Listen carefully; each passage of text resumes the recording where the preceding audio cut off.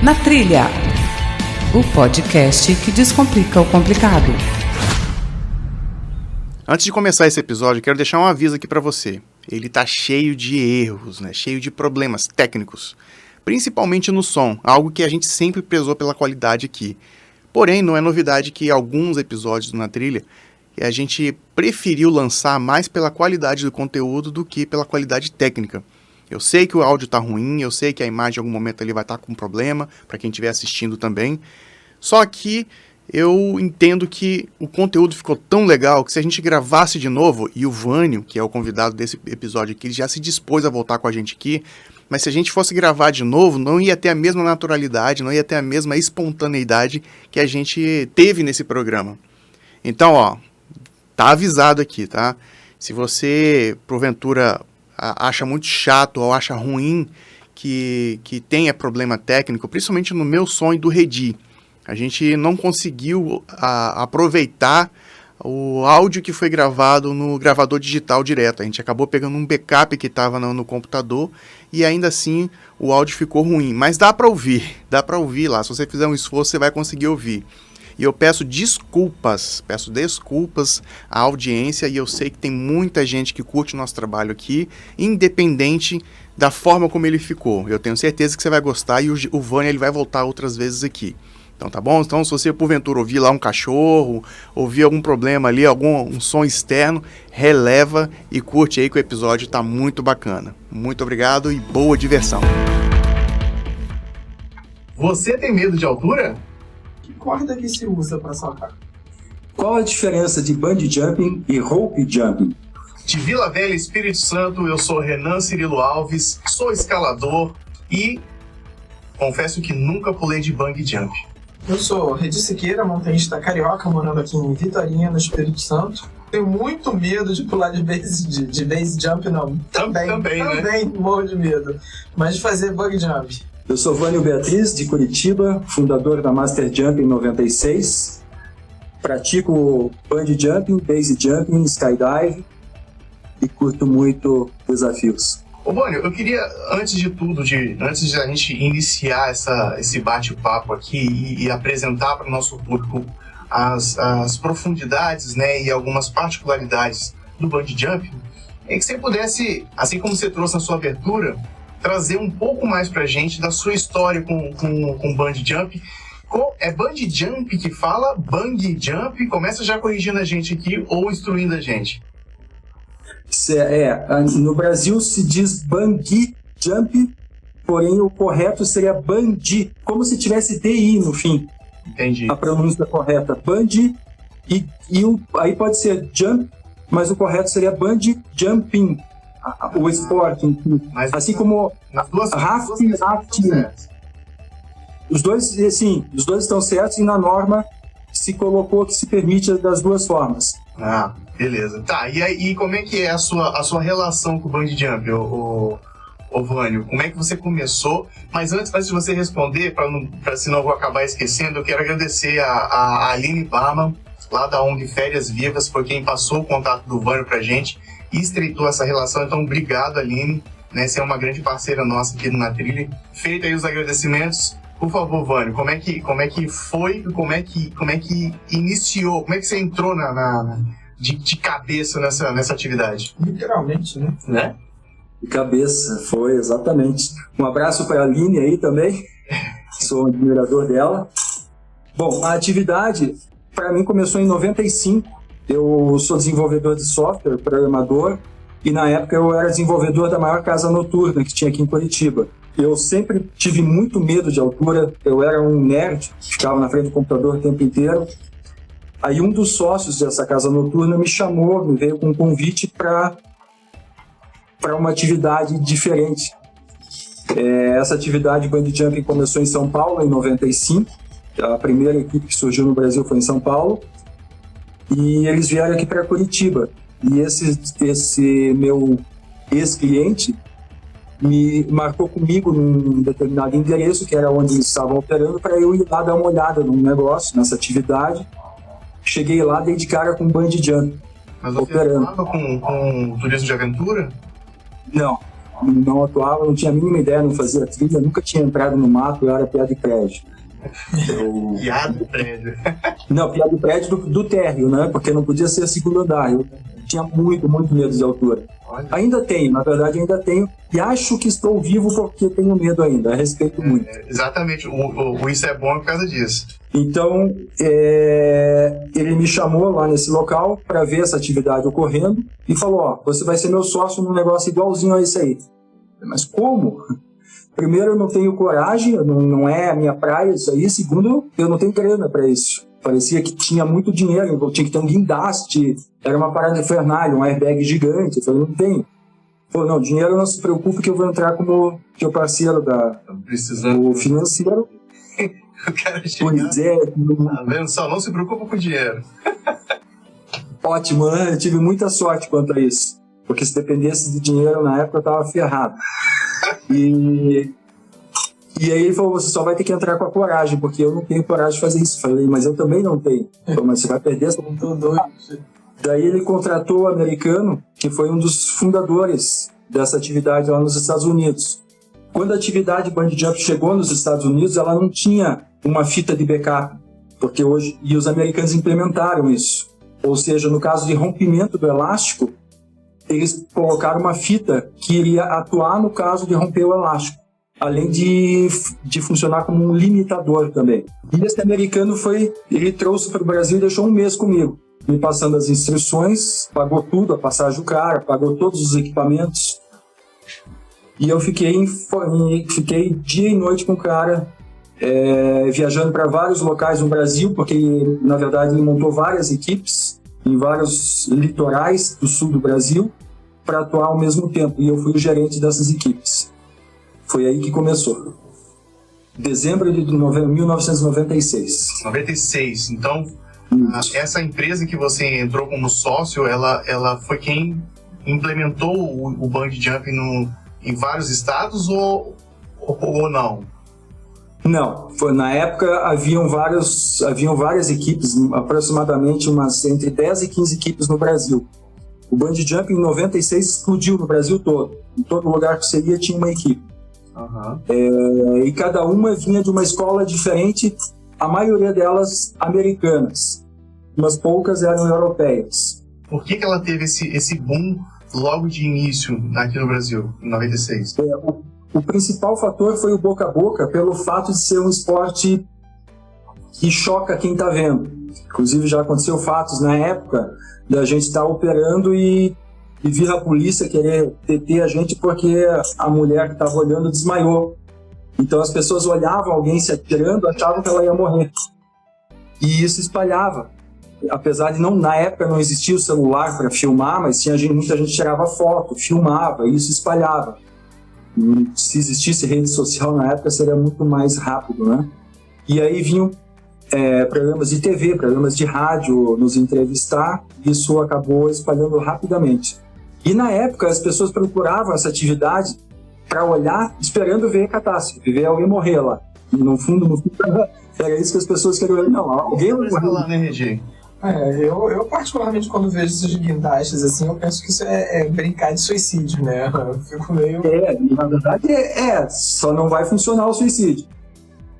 Mas a sensação do teu corpo é exatamente essa. O teu instinto vai te dizer, na hora que você chega na beira da gaiola, da gôndola de saltos, e você olha para baixo, o visual do chão é tão próximo que é a mesma sensação que você chegar na sacada de um prédio, ficar em pé e alguém falar para você, se atira aí. Porque você no bungee jump você não vê a corda. Normalmente ela está presa no tornozelo, nos pés. Então ela fica para baixo da gôndola. Se você olha, você não vê nada te prendendo. Então a sensação instintivamente já só de imaginar. Já dá um aperto, né? Tá. Sim, paraquedistas. Falando em média, né? Eu sempre vi isso com guindastes, né? Eu vejo isso muito em evento e o pessoal fazer isso com guindaste. Em média, isso é em quanto de altura? A gente fala numa média de quanto? Comercialmente, o bungee jump ideal é 45 metros. Entre 40 e 55 no máximo. Aí vamos fazer aquelas contas de telejornal, né? Dá um prédio de quantos andares isso daí? Entre 14 e 17 andares. Entre 14 e 17 andares, depende do guindaste que você está usando. Já, Vânia, eu vou te falar uma coisa, cara. Esse programa aqui, ele tá sendo praticamente um divisor de águas, porque eu como escalador, né, como um cara que escala, eu tenho um certo preconceito com bungee jump, né, porque é aquela coisa. E eu acho que você explicar pra gente, daqui a pouco, né, mais pra frente, a diferença do pêndulo pro bungee jump e o rope jump, quais são essas modalidades, pode elucidar muita coisa pra gente. Como é que é essa, assim, não o operacional técnico, mas para quem está consumindo, para quem vai realizar a prática, como é que é a aproximação, a preparação, a realização e o pós, na prática, assim, como é que funciona um bungee jump, Vânia? Sim, aqui no Brasil, o bungee jump existem duas modalidades comerciais sendo praticadas. Uma de guindaste e a outra de base fixa, que seria em penhasco. Essas duas bases fixas no penhasco são no Rio Grande do Sul, uma em Nova Roma e a outra em Bento Gonçalves. Bento Gonçalves, inclusive, é um dos maiores do mundo, tem 150 metros lá. É bem legal. Eles são nossos clientes de cordas de bungee jump. E a de guindaste. O praticante, quando chega, ele recebe um briefing enquanto ele está sendo equipado. E não tem muita instrução. Basicamente não segure em nada enquanto estiver saltando, enquanto for saltar, e abra os olhos para curtir, né? Você vai saltar, você vai fechar os olhos, você vai ver o melhor do negócio, que é o chão chegando próximo. E a preparação basicamente é essa. Você chega, preenche um termo de compromisso de conhecimento de riscos, que a norma agora exige, porque nós não temos como avaliar se a pessoa que vai praticar tem um problema pré-existente, a gente não tem como fazer um check-up médico na pessoa. Então ela tem que preencher uma ficha onde ela vai catalogar tudo que ela tem e assinar de que reconhece que existe um certo risco. É uma atividade que oferece risco. O termo de responsabilidade é algo que já é obrigatório em várias atividades ou se não todas, né, de ecoturismo. Então, isso aí é algo tranquilo mesmo. Então, para quem está assistindo, vendo a gente e ouvindo também, aquele termo ali, qualquer atividade, qualquer empresa séria vai fazer você assinar aquilo ali. Né? Não adianta achar, tá agorando a minha atividade. Não é isso. Esse preconceito que eu trouxe para você aqui, Vânia, você costuma lidar muito com ele ou é só de gente tonta que nem eu, assim? Não, é direto. Quando você lê um termo de compromisso, de reconhecimento de risco, é como quando você vai fazer uma cirurgia, né? Você começa a ler aquilo, você fala, eu vou desistir da cirurgia, a mesma coisa. Tem gente que desiste na hora que começa a ler o termo? Muitos falam em desistir, mas nunca aconteceu de ninguém desistir. Porque no fundo, todo mundo sabe que existe um certo risco. Só que algo que também precisa ficar bem claro é que o risco de rompimento da corda, ele não deve existir, não deveria existir. Por isso foi criada a norma. Então muita gente diz, não, mas o bungee jump uma hora vai arrebentar aquele elástico. Não vai arrebentar. Se arrebentar, é imperícia da equipe que está operando. Alguma coisa muito errada aconteceu. Não é para arrebentar o elástico. O risco de morte, se existir, não é devido ao mau funcionamento do equipamento, e sim por algo pré-existente na própria pessoa. Ela tem uma pressão alta, o coração dela está para acontecer alguma coisa, ela vai sofrer uma forte emoção. Pode ser que alguma coisa aconteça, ela tem um problema nas costas que ninguém sabe. Pode ser que lá apareça esse problema. Mas risco de morte não existe. Não, pelo menos com a gente nunca aconteceu. E se tratando de atividade de aventura, o que a gente trabalha é para minimizar os riscos. Né? Não é para excluir, ele não some totalmente. Mas exatamente. É algo inerente também à atividade, que o equipamento não falha. Equipamento não falha, o que falha são as pessoas que estão manuseando. E isso a gente exatamente. Né? E uma coisa que eu falo muito, né, pessoal?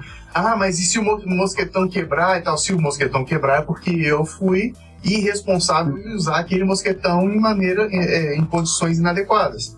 Então, Sim. eu vejo que isso é uma prática comum, né, Regina? Com certeza. Quando acontece uma falha de equipamento na escalada, que é o que a gente domina, foi uma falha humana, né? Má conservação do equipamento, A cadeirinha rasgou, a corda rompeu. Não rompe. Tanto que quando a gente... são alguns procedimentos de segurança, né? Antes da gente realizar a escalada. Teve uma vez, né, Redia, que a gente ia escalar lá no município de Pancas, aqui no norte do estado, Vânia. E um grupo de 15 escaladores iam fazer várias vias. E tinha um escalador lá que trouxe uma corda, né? Abraços do Divan. A corda dele estava condenada em 15 pontos que eu contei, né? Eu fui passando e eu falei, essa corda aqui se eu não dava nem pra pendurar roupa. E ele olhou assim, ih, rapaz, tá mesmo, tá condenado. E você, ouvinte, que tá assistindo a gente, que tá vendo, que tá ouvindo a gente aqui, tenha em mente isso, que equipamento não falha. Não existe equipamento, agora eu vou quebrar, eu vou rasgar, e passou da validade e já era. Não, se houve e se existem acontecimentos trágicos, como a gente vê muitos casos por aí, não é por culpa de equipamento, e sim de quem está manuseando. Exatamente, é bem isso. Exatamente. E no turismo e aventura isso é muito, muito importante, que as pessoas pesquisem antes. Muito importante. O bungee jump, como ele agora é normatizado, existe redundância em tudo. Tudo existe redundância. Então, o mosquetão ele tem que ser de aço para suportar impacto, não pode ser de alumínio. Se quebrar um mosquetão, como você falou, vai ter o segundo mosquetão, vai ter o terceiro mosquetão. A corda de bungee jump ela é feita de 3.000 elásticos, como esse que eu estou segurando aqui na mão. São fios de 1 milímetro. Eles esticam até 5 vezes o tamanho deles, mas a gente opera com o tamanho de 3 vezes o quanto estica o elástico. São 3.000 elastiquinhos e tem a redundância de uma fita de backup, uma fita de 25 milímetros, que é para aproximadamente 2 toneladas. O elástico para romper são 2 toneladas, mais a fita de backup para mais 2 toneladas. E todo o equipamento... Oi? Essa fita ela é estática ou ela é dinâmica? Não, é uma fita tubular estática. Ela tá lá para não ser usada. É o que a gente usa na escalada também. Exatamente, é a mesma fita de escalada, a mesma. E ela serve, tá ali para não ser usada. Então ela nunca vai esticar até bater na fita. Ela normalmente está em torno de 2 metros do limite máximo da onde a corda vai esticar. Então, se bater no backup, é porque alguma coisa está errada. Tá? Não necessariamente porque arrebentou, mas porque eu estou usando uma corda para uma pessoa muito pesada para aquela corda. Então, existem categorias de cordas. Dependendo do peso corpóreo da pessoa, vai numa determinada corda, para que o salto seja confortável. Isso é outra coisa que muita gente também não sabe. Ô, Vânia, quando você diz corda, é o elástico que você está se referindo? Isso, corda elástica. É a corda elástica. A corda de bungee jump a gente chama de corda, porém é uma corda elástica. Ela é mais elástica que uma corda de escalada? Ah, sim. Muito mais. Ela estica 3 vezes o tamanho dela. Então, uma corda de 10 metros ela é feita para esticar até 30 metros. A corda de escalada, se eu não me engano, são 3 ou 5%, né?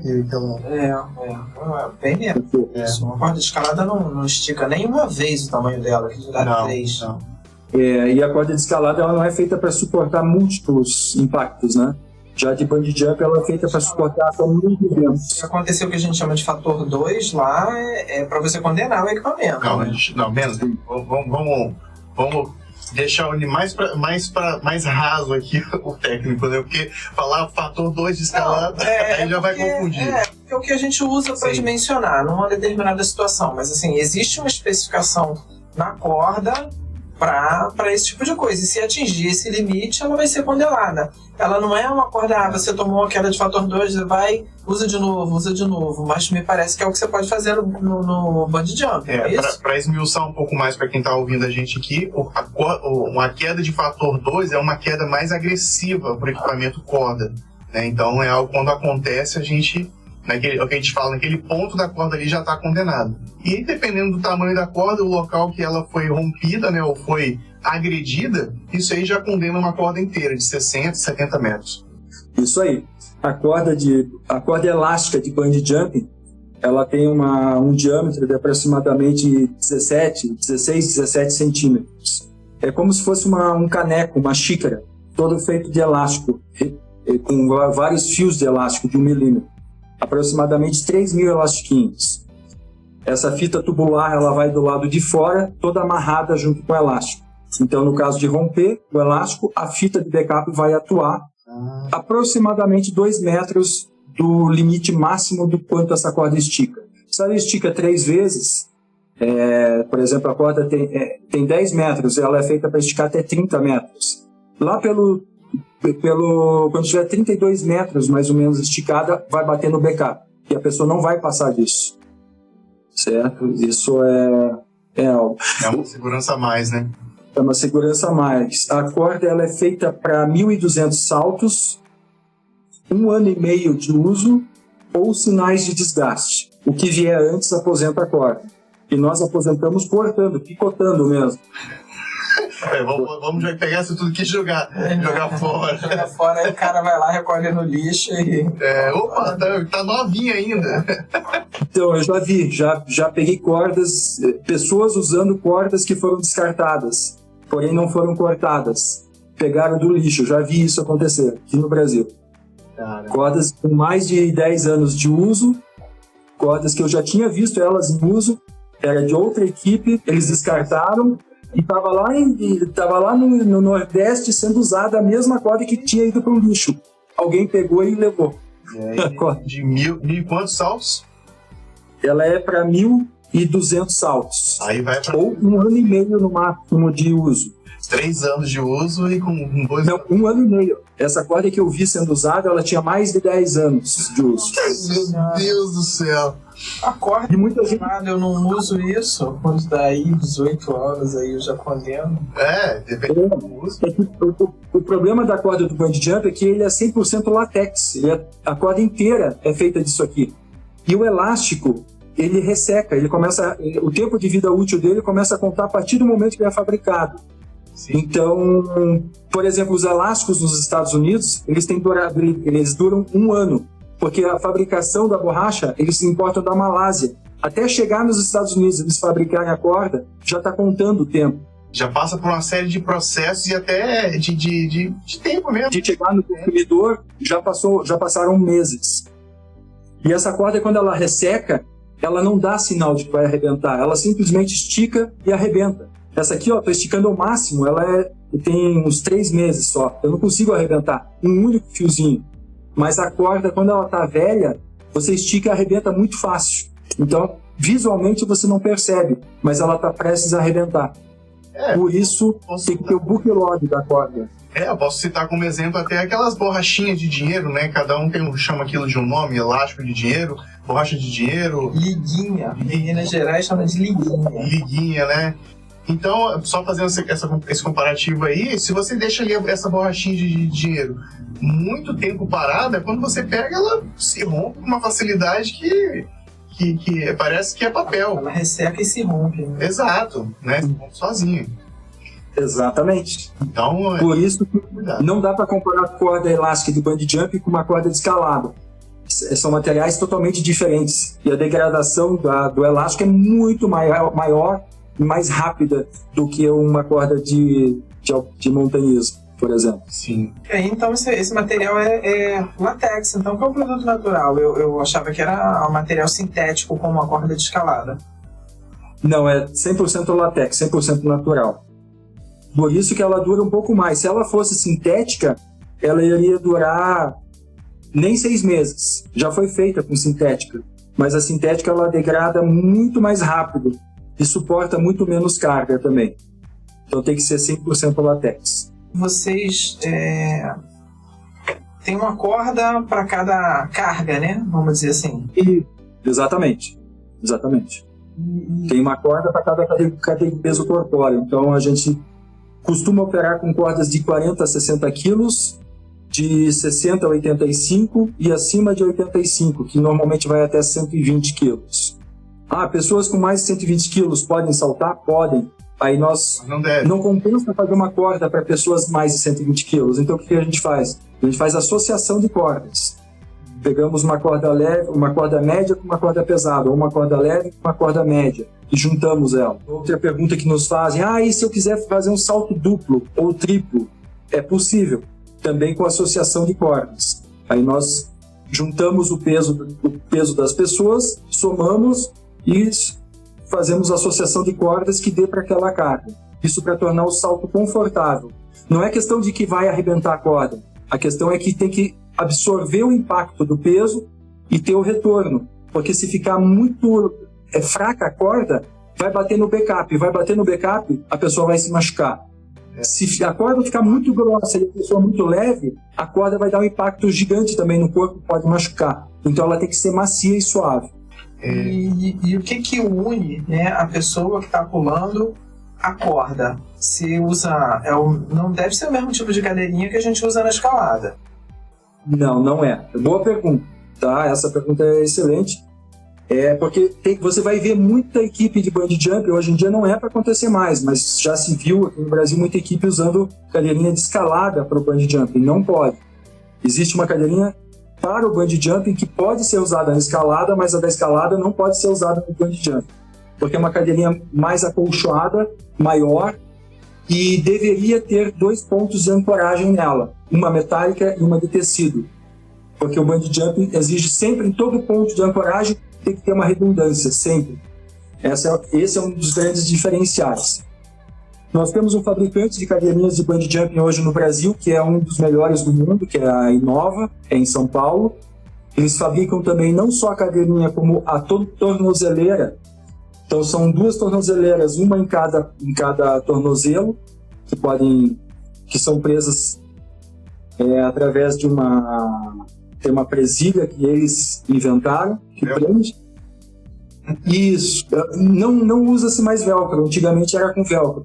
Hoje em dia não usa mais velcro, você só fecha e prende a presilha. Caramba. 2 presilhas em cada tornozelo. Aqui, cara, imaginando o cara ficar preso pelo velcro ali. Eu nunca ia imaginar que já foi usado, né? Já foi usado o velcro, mas existia a fivela. Como a fivela que tem na cadeirinha, você usava na tornozeleira. Só que essa fivela não era tão eficiente quanto essa forma que é usada hoje em dia. Ficou bem melhor. Então, respondendo a tua pergunta, existem 2 formas de ancoragem de se prender ao elástico do bungee jump. Ou a pessoa é presa pelos tornozelos, com duas tornozeleiras, mais a cadeirinha. Ligando as tornozeleiras à cadeirinha, vai uma fita tubular com elástico dentro para ela enrugar, para ela não enroscar na perna da pessoa.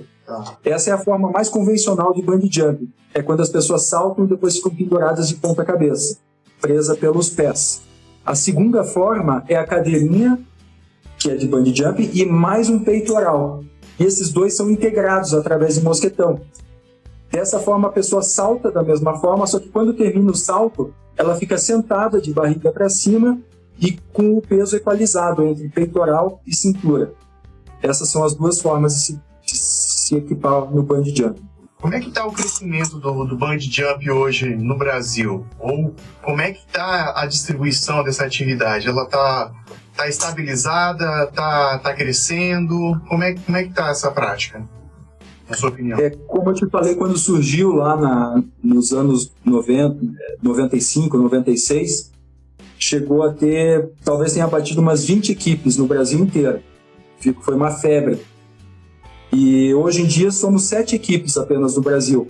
São 5 equipes, são 3 equipes no sul do Brasil, 2 no Rio Grande do Sul, mais a minha equipe que é em Curitiba, 2 em São Paulo, uma no Mato Grosso do Sul e outra em Brasília. São apenas essas equipes que eu tenho notícia.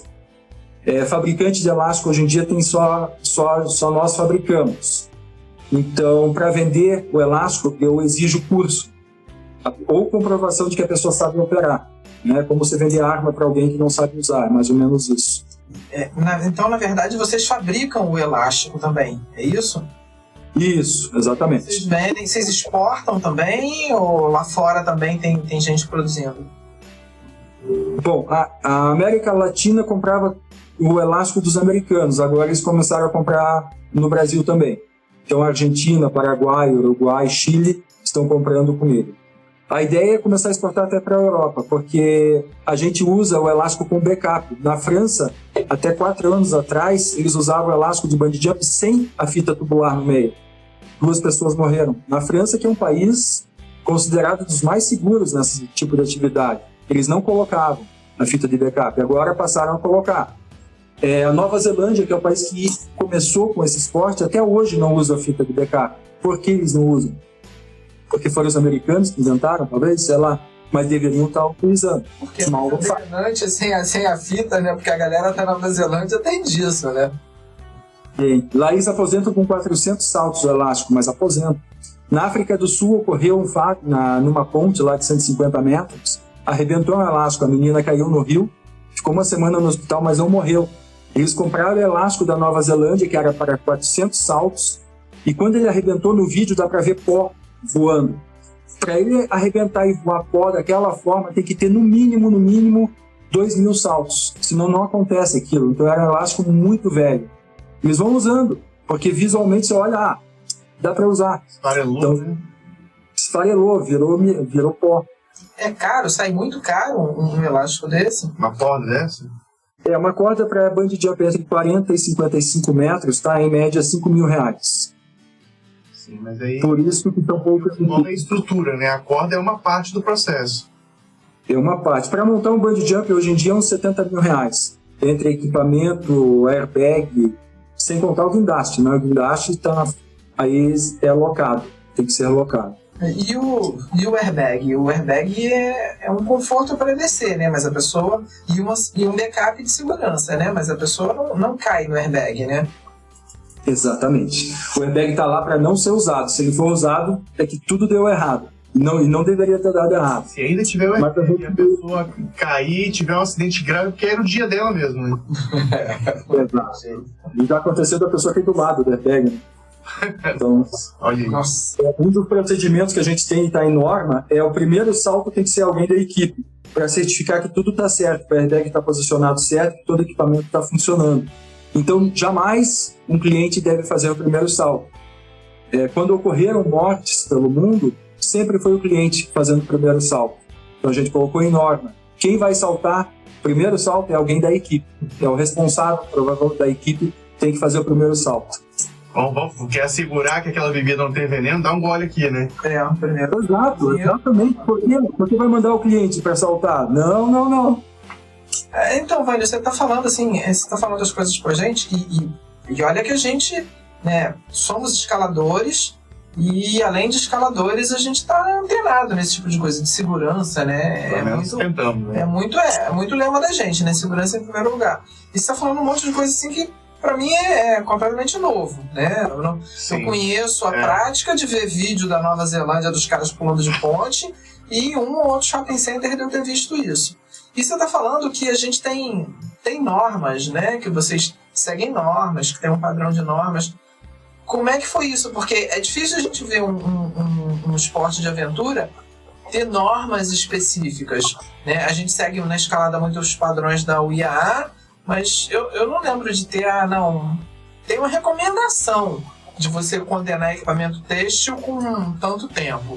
Né? Como é que é isso aqui? De onde surgiram as normas? Né? Quem fez? Né? Você falou que é a ABNT, que são normas ABNT, não é isso? Só para pontuar também, o Redi, existem as normas técnicas para a regulamentação do turismo de aventura. Isso isso aí existe. A beta, né? Aquelas outras coisas. Mas a gente está falando. ABNT, isso. A gente está falando de coisa muito técnica, né? Muito específica. Isso aí. Que começaram a ocorrer acidentes, incidentes e acidentes.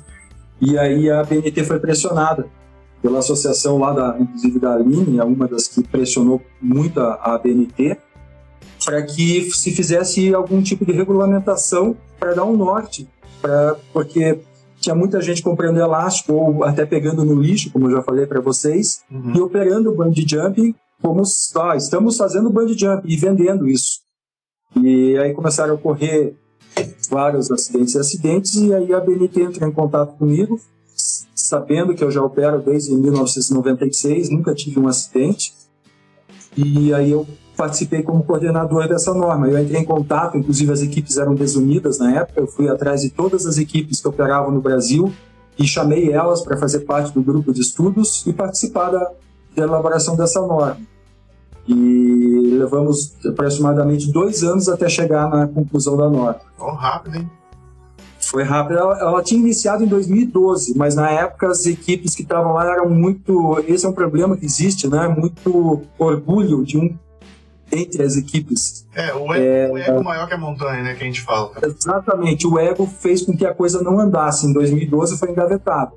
Aí retomamos em 2016 e concluímos em 2017. E a partir daí é para mudar muita coisa, que é o que acontece com a atividade pêndulo e rope jumping, né? Se tentou fazer uma norma, mas aí a gente pode chegar lá daqui a pouco, né? Que é o bungee jump. Hoje em dia, por exemplo, o cliente chega, o ideal seria ele pedir o book log daquele elástico que ele vai saltar. O que é o book log? Eu quero saber quando esse elástico foi comprado, quanto tempo de vida útil ele tem ainda e quantos saltos ele já tem. Você tem como um QR Code, em cada elástico você pode ler com o teu celular o QR Code, dá toda a identidade daquele elástico de bungee jump, daquela corda elástica. Isso é algo que nós fizemos, que se você comprar dos americanos e achar no lixo, como é que o cliente vai saber que essa corda não veio do lixo? Entendeu? Então a gente implementou isso aí também. Uma coisa que a gente sempre fala aqui, Vânio, no nosso programa é que em muitos casos, posso dizer que na maioria deles, as pessoas não sabem o que elas não sabem, né? Então, Sim. Você está me trazendo informação aqui que a corda ela é uma corda elástica e tem todas essas conversas que a gente está tendo aqui. Mas, para quem está ouvindo a gente aqui, e até nós mesmos, né? Como eu não sou da área, como eu não atuo com essa prática, como eu não tenho esse conhecimento, eu ver lá um guindaste e os caras pulando lá, pra mim tá tudo certo. O cara fala, vou te cobrar aqui R$5. E aí, dando um chute assim, bem subvalorizado, tá? Sim. Eu ia falar prostituído do mercado, mas não queria usar uma palavra tão pesada, né? Mas enfim, a realidade é essa mesmo. As pessoas subvalorizam, fazem uma concorrência predatória, e o cliente que está, às vezes, em muitos casos, prezando pela economia, eles acabam economizando na segurança também, né? Então, eu queria que você repassasse de novo aí, Vânia, esses detalhes aí para nossa audiência. O que a pessoa, o consumidor final, como leigo, o que ele pode exigir da empresa onde ele vai realizar o bungee jump, para que ele se sinta mais seguro. Então, por exemplo, com empresas de rapel, de trilha, existe lá o SGS no site, existe lá o termo de controle, análise de risco e vários outros detalhes nesse sentido. E para o bungee jump, né, aquele check-up inicial ali, o que o cliente, né, o consumidor, ele precisa fazer ou ele pode identificar se aquela empresa trabalha de maneira correta e segura ou não. Entendi. Aí são duas coisas eu acho que as pessoas devem checar em qualquer tipo de atividade de turismo de aventura. A primeira delas, qual é o nome dessa empresa? Qual é o nome do responsável dessa empresa? Pega esses 2 nomes, da empresa e do responsável, joga no Google. Primeira coisa, vê o que aparece lá. Vai aparecer alguma coisa, pode ser boa ou ruim. Se for ruim, você vai dar uma lida. Se não aparecer nada, não apareceu nada desse cara, não existe ele no Google, não aparece.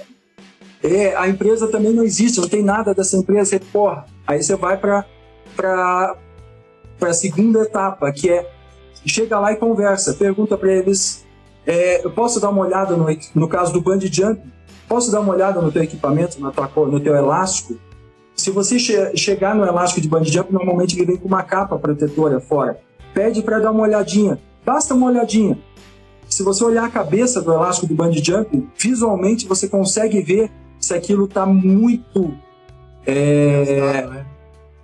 Exatamente. Você bate o olho e você fala, isso aqui não está certo. A corda de bungee jump ela tem que estar visualmente... O cheque visual mesmo para o leigo, você olha e fala, não, isso aqui, caramba, eu vou saltar nesse negócio.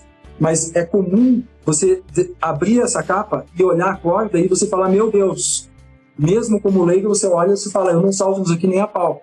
Tudo desfiado, certo? O troço já semi-arrebentado. E aí isso é um argumento, né? Aí não, tá tudo certo, um monte de gente ontem sei aqui. o que eu tô fazendo, né?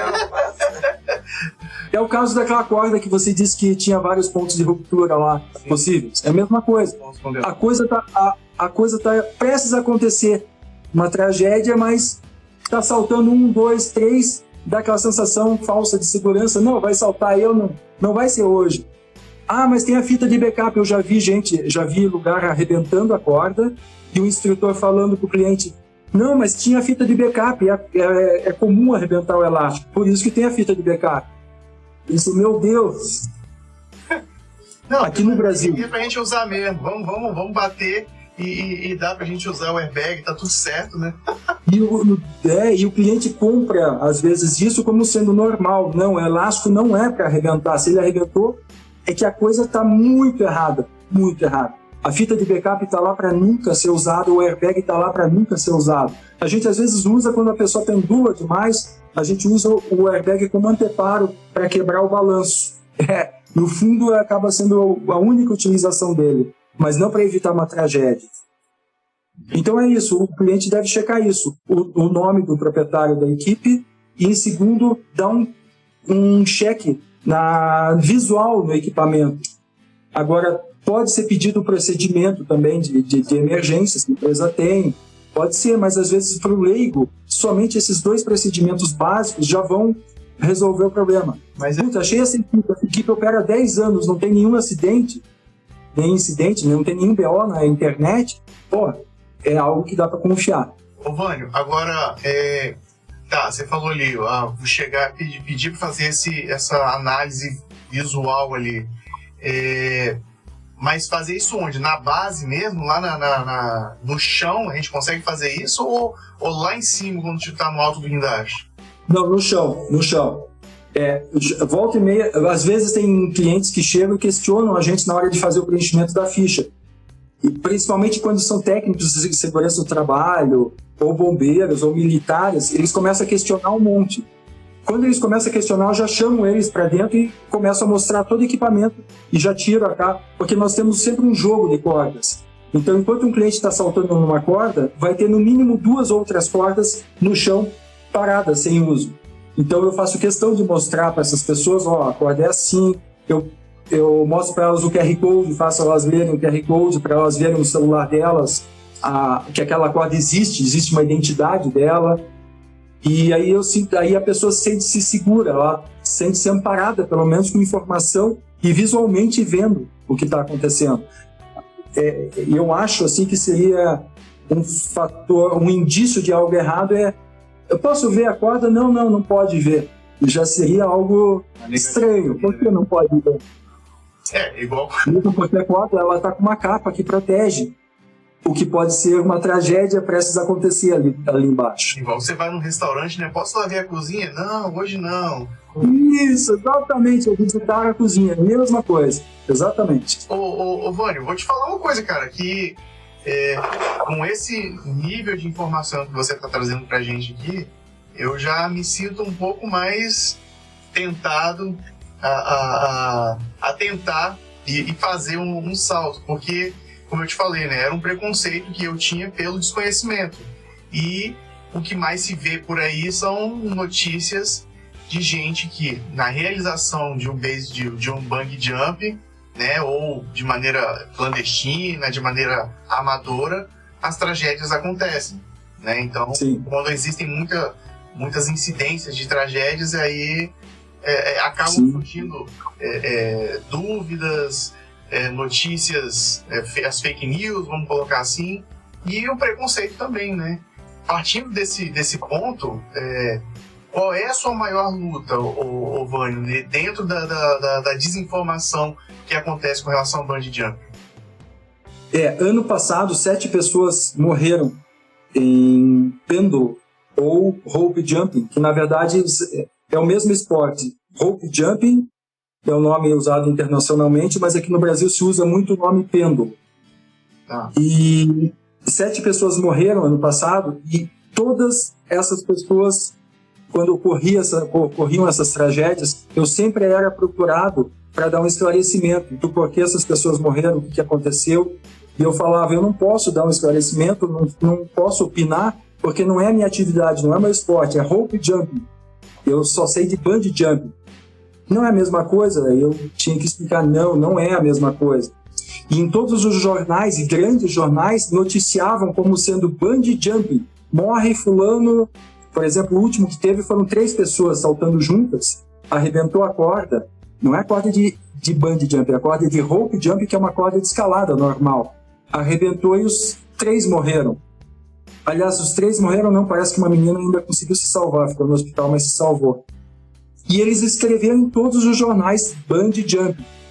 Aí veio várias TVs me fazer entrevista. Eu falei, eu posso dar entrevista de bungee jumping, mas não dessa atividade. E essa é a minha maior revolta. Porque é como você falar, a pessoa morre de base jumping e alguém vai entrevistar o cara do parapente. Ou vice-versa, o cara morreu de parapente e vai entrevistar o cara do paraquedismo. Sabe? Visualmente pode até parecer, mas é muito diferente, é bem diferente. As principais diferenças, a maior delas é a corda. A corda de bungee jump ela tem um diâmetro de mais ou menos 15, 17 centímetros. Já a corda de escalada, que é a corda usada no rope jumping ou no pêndulo, são cordas de 10 milímetros, de 10 a 12 milímetros, que é o que eles usam no rope jumping, normalmente. Então é corda de escalada usada no pêndulo.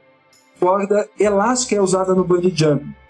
O pêndulo, a pessoa está aqui, a corda está ancorada sempre distante de onde a pessoa sai, para que a pessoa faça o pêndulo. O bungee jumping, a corda sempre está ancorada abaixo da pessoa. Então, quando a pessoa sai, ela cai em queda livre. Ela nunca vai fazer isso aqui, ó.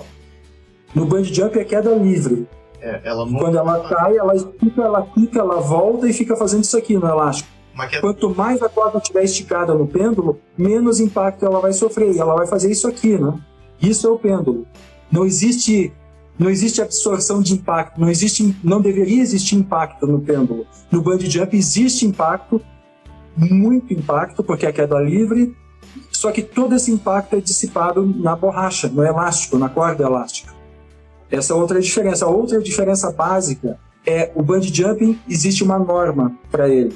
O rope jumping não existe norma e não tem como fazer, porque a corda usada no rope jumping não é feita para fazer isso. Nenhum fabricante até hoje homologou o equipamento. A cadeirinha do bungee jump é para bungee jump. A cadeirinha do rope jump é uma cadeirinha de escalada. É diferente. Então são essas diferenças básicas, né? Existem outras, mas aí são mais técnicas. Para a pessoa que está iniciando, né, e quer fazer um salto, como é que é, Henrique? Você falou? Confia, não? Como é que é? Deixa comigo? Não. Eu tenho certeza do que eu tô fazendo. Eu me garanto. Essa é a frase que antecede todas as desgraças da humanidade. Não, eu tenho certeza do que eu tô fazendo. Eu me garanto. Existem essas pessoas, Rony, que são os como é que fala? Os autotitulados, exatamente. Os grandes autoespecialistas, né, de coisa nenhuma. Os pesquisadores de Google. Eles costumam sempre dar o sinal de que ele vai dar um trabalhinho a mais ali para quem está conduzindo a atividade de aventura. Seja ela rapel, quadriciclo, qualquer área que for. Você já bate o olho, né? E diz que isso é um procedimento também na aviação, né? Quando os passageiros vão entrar no avião, os comissários ficam ali na frente, né? Os comissários de bordo estão ali recepcionando cada um deles, mas que naquele primeiro momento ali já é um check-up de cima a baixo de cada tipo de passageiro, né? E os mais experientes, né? Os mais antigos da profissão, eles conseguem saber, olha, esse cara aqui vai dar algum tipo de problema. E a gente que lida com isso também, a gente consegue identificar isso. Agora, baseado nisso, Vando, quando você vê, né, esse cliente, esse camarada, né, o Rambo, que a gente chama, né, que é o autossuficiente, quais os erros comuns que eles costumam trazer e quais os tipos de desafios que traz ali para quem está conduzindo? qual que é o erro mais comum desses iniciantes que se acham suficientes? O erro mais comum que acontece nessas pessoas autoconfiantes, ou eu já, igual muitos eu falo, eu sou paraquedista, deixa, isso aí para mim é tranquilo. E o bungee jumping, a sensação de medo, inclusive muita gente me pergunta, eu já fiz paraquedismo, o bungee jump é tranquilo. Não, o bungee jump é muito pior que o paraquedismo no quesito medo. A sensação de medo instintiva é muito maior, porque você tem referência. Se o cara fala, eu faço base jump, está mais próximo do bungee jump. Na referência de estar vendo o chão ali muito próximo, de ser um suicídio. Já o paraquedismo de skydive de avião, você sai muito acima das nuvens. Quando você sai do avião, você nem tem sensação de que está caindo. Tem sensação só que tem vento, mas você não tem referência de queda. E aí o que acontece? Normalmente essas pessoas chegam lá, não, isso é tranquilo. E fazem muitos questionamentos, que o que eu acho muito bom, que questionem bastante. Quanto mais gente questionando, mais a informação passa. Mas normalmente essas pessoas, na hora que está subindo a gôndola, a gaiola de saltos, você já percebe a pessoa começa a ficar em silêncio, começa a olhar, perceber que a coisa não é tão simples quanto ela achava que era. Porque de baixo parece um parque de diversões, você vê a pessoa se atirando. Mas quando você chega até o 16º, 17º andar, e você se põe na beirada do negócio, com a ponta dos pés para fora, e ainda tem o peso do negócio, que você não está vendo, você não vê o elástico. Tá te e você sente o peso dele te puxando, porque ele pesa em torno de 20 quilos te puxando. Aí você fala... Daí você vê essas pessoas, desaparece isso é fácil, isso é simples, esses questionamentos. Aí o Rambo é Stuart Little, né? Isso, exatamente. Nessa hora o Rambo desaparece. É bem comum isso. E é nessa hora, às vezes, que a gente pesca os psicopatas. Os caras que chegam lá, nunca fizeram nada, chegam ali tranquilos, posso ir? Pode. E vão tranquilos, não precisa falar nada. Mas isso você vai pegando de cliente para cliente, né? Tem alguns que você precisa usar. Basicamente é 1 minuto. Se em 1 minuto a pessoa ficar pensando ali, o instinto começa a travar a pessoa inteira. Ela não consegue mais mexer as mãos. O instinto diz para ela, fique, senão você vai morrer. Então a gente tem que fazer com que o salto aconteça no máximo em 1 minuto. A pessoa tem que pensar, quanto menos pensar, mais próxima do sucesso de saltar ela vai estar. Do chão até a hora até chegar ao 17º andar, ali vai 1 minuto, 1 minuto e meio no máximo. É bem rápido. Chega rápido. Aí a gente solta a pessoa da gaiola e posiciona ela bem na beirada para saltar, com a ponta dos pés para fora. A partir dali... E ali a gente dá a opção da pessoa ir sozinha, quando a pessoa está calma, ela vai sozinha, ou a gente segura a pessoa, ela inclina o corpo e a gente conta 3, 2, 1 e solta, que ela já cai na posição certa. Se ela cair em pé, muita gente cai em pé, ela vai fazer isso aqui lá embaixo, vai dar um chicote, é desconfortável. Cai como se fosse mergulhar numa piscina. Tá. Como uma piscina. Agora, existe a necessidade do corpo. Era o que eu ia cara chegar, agarrar na gaiola e não quero mais. Era o que eu ia perguntar, Redi, porque eu já tive relato de ouvintes, acho que até a própria Dayana Almeida também, uma participante do nosso grupo aqui do Na Trilha, que é lá de Salvador, o instrutor empurrou ela. Nós condenamos isso. Esse minuto ali que você falou, a pessoa tá ali e aí entra o trabalho de conforto emocional para garantir a pessoa para que ela se sinta segura para pular. Eu já lidei com clientes também com rapel e é exatamente isso daí, né? Na hora que a pessoa tá na trilha, tá ok, botou o equipamento, tá ok também, mas na hora de fazer a descida do rapel, que ela vê que é ela e a pessoa que tá no backup lá embaixo, ela trava. Então, você transmite a segurança, não, põe o pé aqui, põe o pé ali, eu vou com você até um determinado ponto. A pessoa resolve e consegue descer e a partir dali quebrou o gelo emocional ali. E no bungee jump, como é que funciona isso? Porque como você colocou aí, é tudo muito rápido, né? E aí, a pessoa pode levar um empurrão? A gaiola tem um fundo falso. Isso é legal, hein? Tá vendo? No México, por exemplo, é procedimento deles empurrar a pessoa. No México, eles pedem que a pessoa fique assim, eles empurram. Mas nós, aqui no Brasil, não empurramos e não é nosso procedimento e nós condenamos empurrar o cliente, empurrar a pessoa. Porque a chance de alguma coisa errada acontecer é gigante.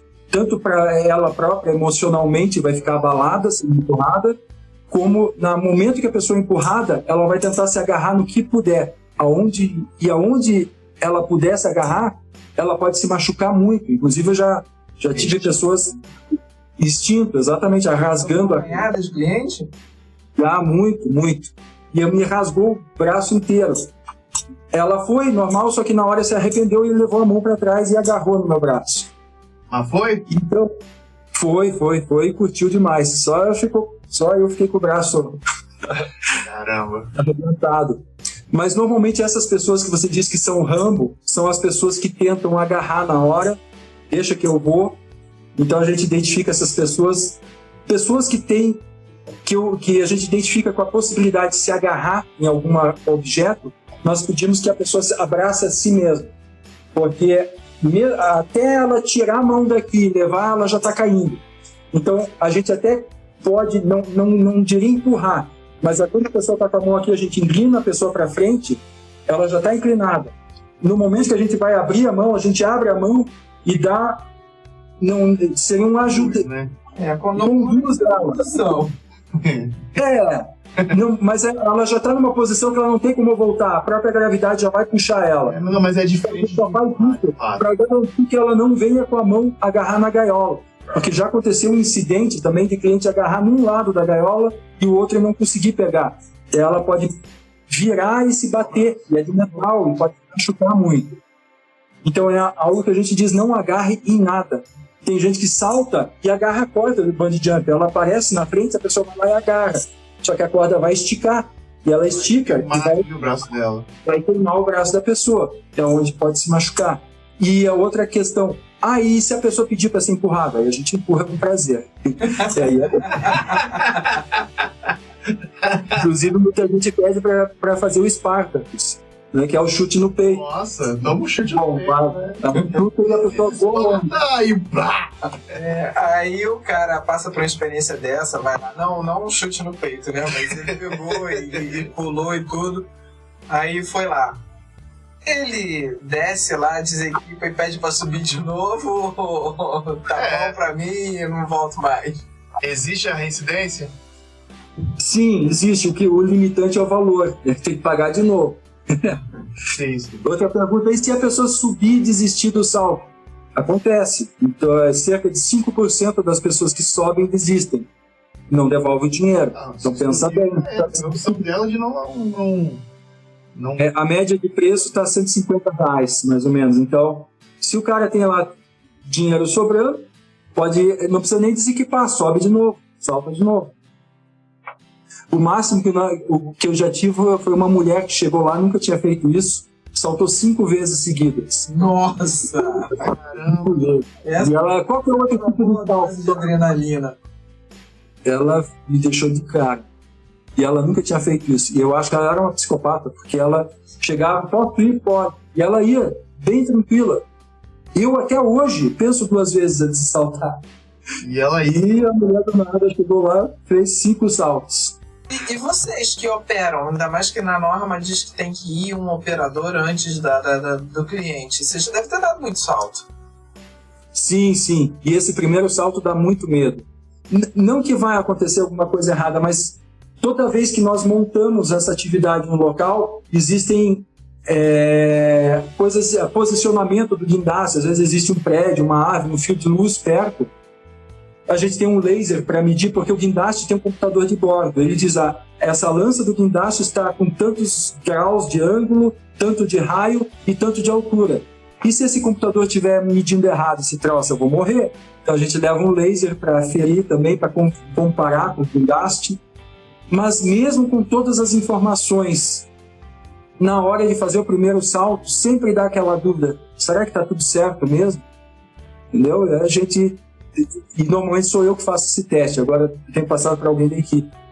Mas dá medo.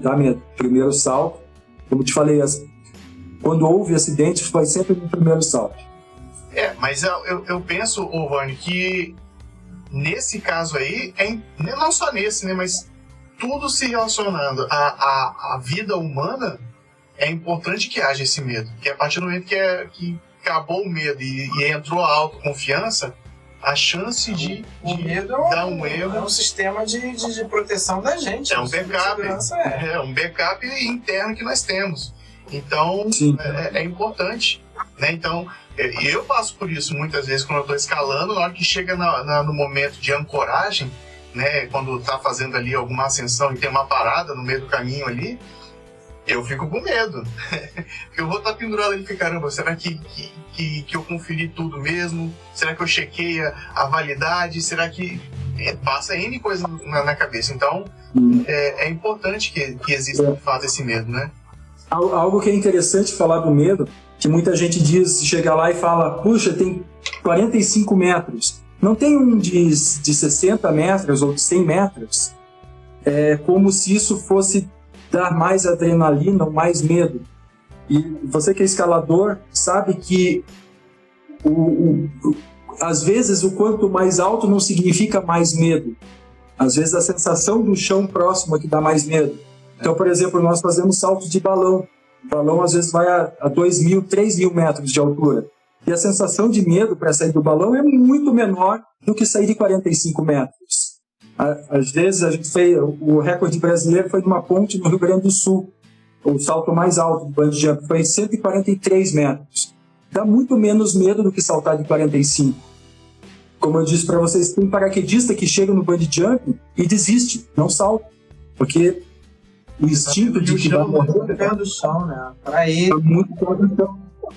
Exatamente. Quando considera a altura de um salto desse, Vânio, leva-se em consideração que o limite de elasticidade da corda ou, de fato, o ponto da base até o chão.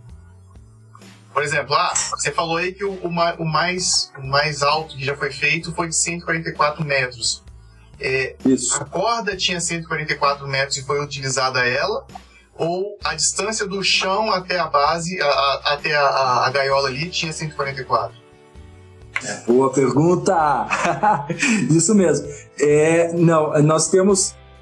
É possível fabricar o elástico de acordo com a situação, ou nós podemos também emendar um elástico no outro. Tá. Nesse caso, desse viaduto 13, que é lá no Rio Grande do Sul, eu usei um elástico que foi fabricado por um recorde mundial, que é um recorde de precisão de salto bungee jump. É um elástico para saltar para 70 metros. Então, eu não cheguei nos 140 metros, eu cheguei na metade do viaduto só. Em relação ao chão, eu tinha 144. Tá. Mas o salto em si chegou só até a metade, não chegou até lá embaixo. Sim, tá? Então, quando a pessoa sai de 45 metros no guindaste, ela vai esticar no máximo 35 metros. E ela vai ter ainda 10 metros até o chão. E antes do chão, ela vai ter o airbag, que tem 3 metros de altura também. Sim. É essa a pergunta, né? Que você fez. Sim, a pergunta era essa mesmo. Geralmente... Assim como eu saltei do balão de 3.000 metros, eu não vou ter um elástico de 2.000 metros. Sim. Eu saltei com um elástico de 50 metros, mas saí de 3.000 metros do balão. Sim. O ponto de salto foi a 3.000 metros de altura.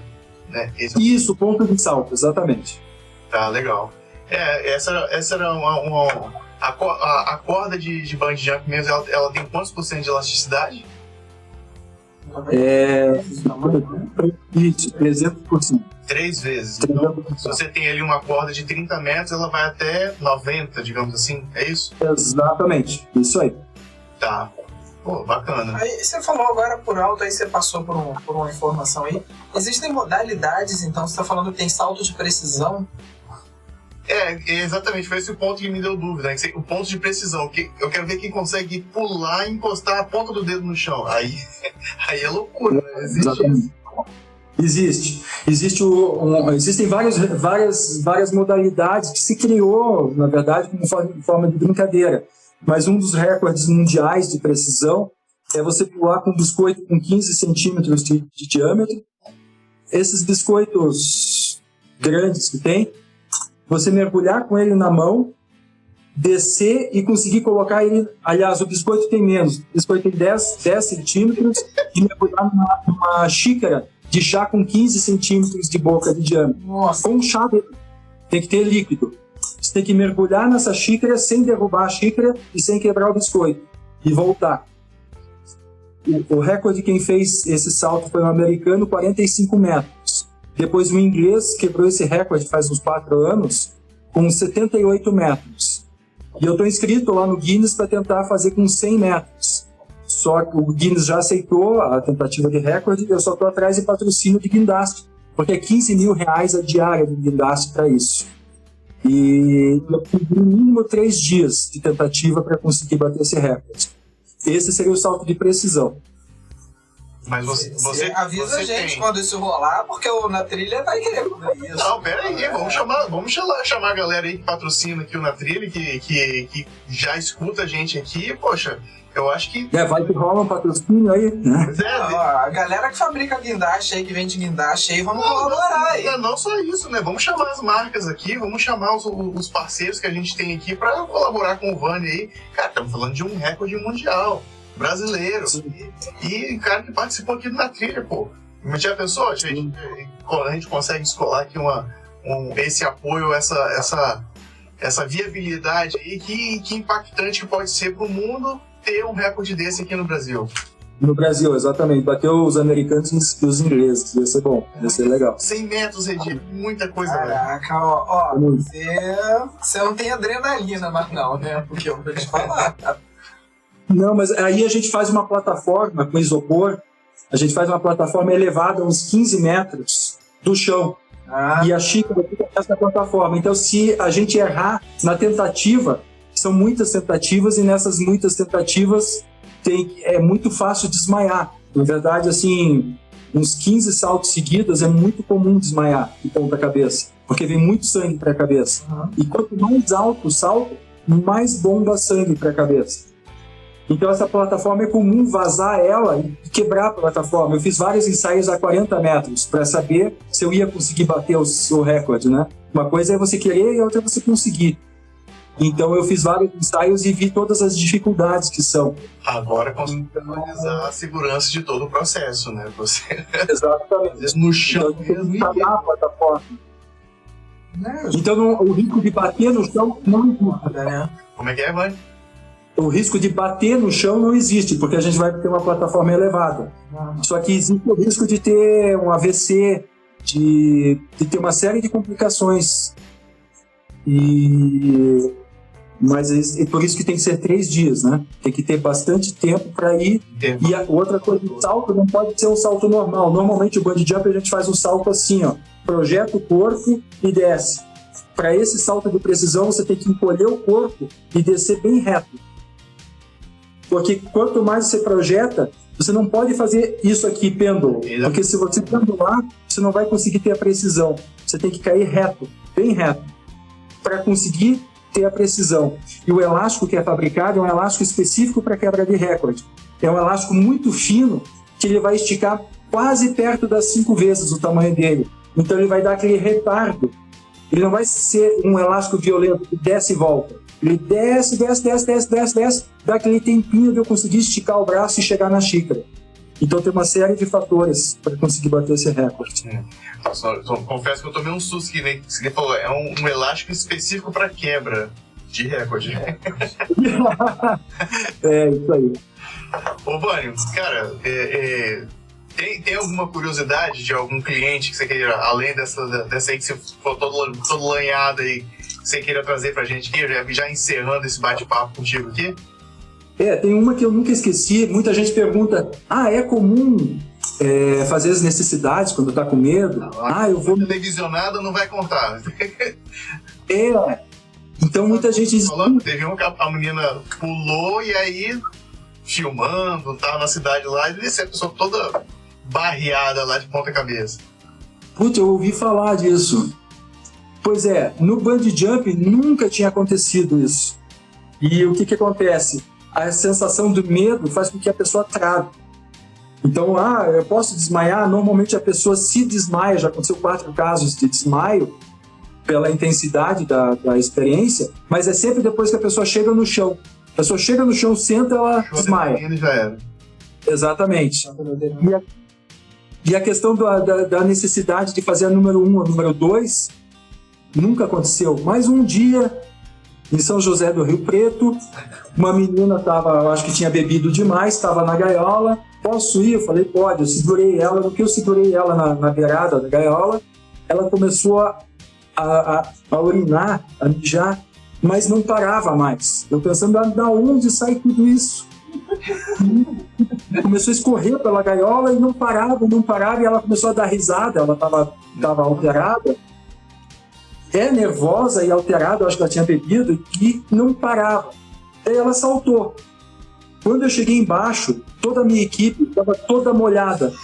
Porque o que acontece, em 45 metros, se você chegar num prédio de 15 andares e jogar um balde lá, e você chegar embaixo, você vai ver que vai lavar toda.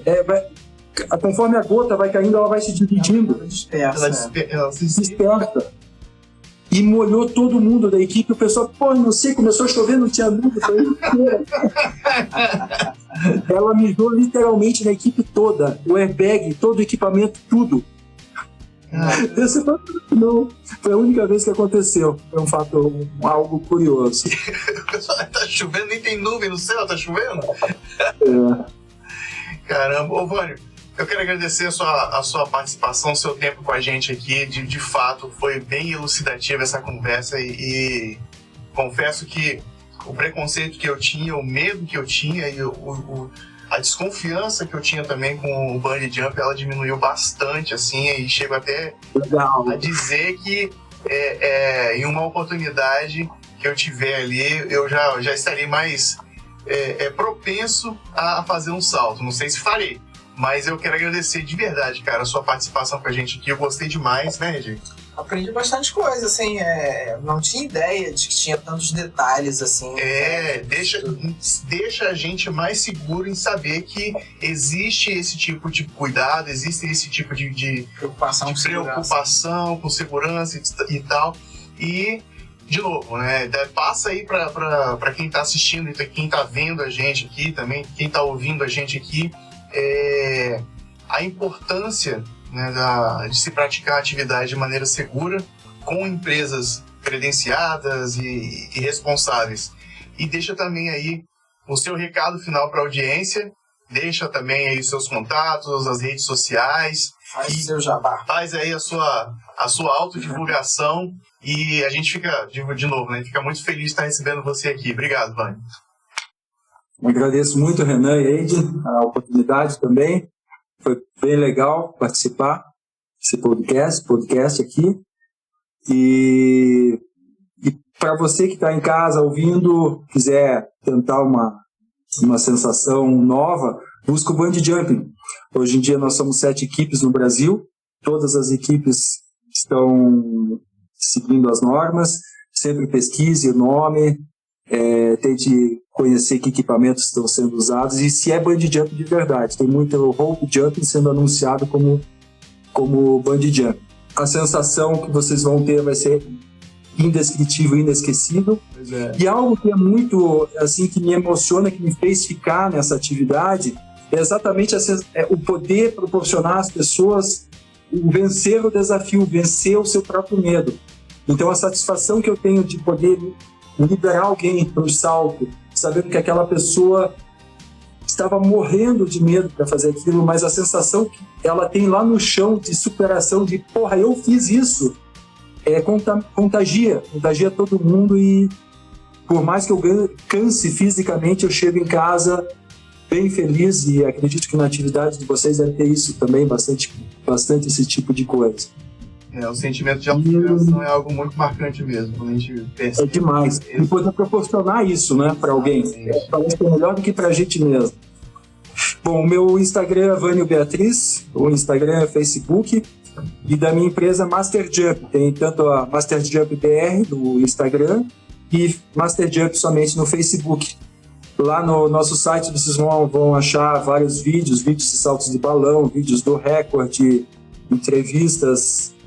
E a entrevista do podcast de vocês também vai estar lá. Fantástico. É engraçado que a gente tem chamado pessoas, né, para participar de programas e a gente se surpreende em todos os programas, né? A gente tem aprendido muito com os programas. Talvez a gente tenha aprendido mais do que o público, né? A gente está sempre coisa. E foi legal esse programa, assim, como eu falei, aprendi bastante coisa. Conheci bastante coisa do bungee jump que eu jamais imaginaria. Fantástico. Legal. Então eu quero agradecer mais uma vez aqui, Vânio, pela sua participação. Obrigado, Redi, também por você estar com a gente aqui hoje. Eu sou Renan Cirilo Alves, @Recirilo em todas as redes sociais. Siga lá o Na Trilha, @NaTrilhaPC. Deixe aqui meus agradecimentos à ONG Férias Vivas, porque foram eles que passaram pra gente aqui o contato do Vânio e indicaram, né? Então foi muito bacana esse papo aqui. E deixo o convite para que você experimente algo novo, experimente algo emocionante, adrenante, que é um salto de bungee jump. E diz pra gente como é que foi. Manda lá nas redes sociais, @NaTrilhaPC, ou mande um e-mail pra gente também, natrilhapc@gmail.com. Eu fico por aqui. E fica a sensação de dever cumprido, porque eu tenho certeza que, assim como você, a gente vai continuar aprendendo cada vez mais. Até a próxima, um grande beijo e tchau! Tchau, um abraço para vocês. Até mais. E aí, o que você achou? Eu espero que você tenha gostado muito desse episódio. Eu agradeço que você tenha ficado até o final. Que bom, né? Porque dá pra...